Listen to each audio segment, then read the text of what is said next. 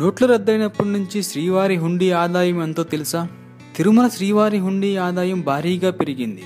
ఆదివారం భక్తులు సమర్పించిన కానుకలను లెక్కించగా 4.18 కోట్ల రూపాయల ఆదాయం వచ్చినట్లుగా అధికారులు ప్రకటించారు. తిరుమల కొండపై భక్తుల రద్దీ లేకున్నా ఇంత భారీగా ఆదాయం రావటం ఆశ్చర్యపరుస్తుంది. పెద్ద నోట్లు చెల్లకపోవటంతో అవి కాస్త హుండీకి చేరుతున్నాయనే అనుమానం వ్యక్తం అవుతుంది.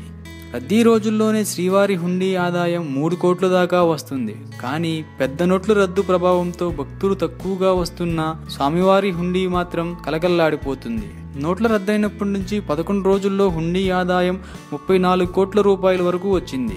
500, 1000 రూపాయల నోట్లు డిసెంబర్లోపు మార్చుకోవాలని ప్రభుత్వం రూలు పెట్టింది. కాబట్టి ఇప్పుడు భారీ డబ్బు నిల్వ చేసుకున్న బడాబాబులందరూ తిరుపతి వైపు వస్తున్నారు. దీనివల్ల శ్రీవారి హుండీ ఆదాయం కొన్ని వేల కోట్లకు చేరుకుంది. ఈ మేరకు ఆన్లైన్ సేవలకు అంతరాయం కలగకుండా ఇప్పటికే టీటీడీ చర్యలు తీసుకున్నట్లు తెలుస్తుంది. మరిన్ని విషయాల కోసం ఛానల్ను సబ్స్క్రైబ్ చేయండి.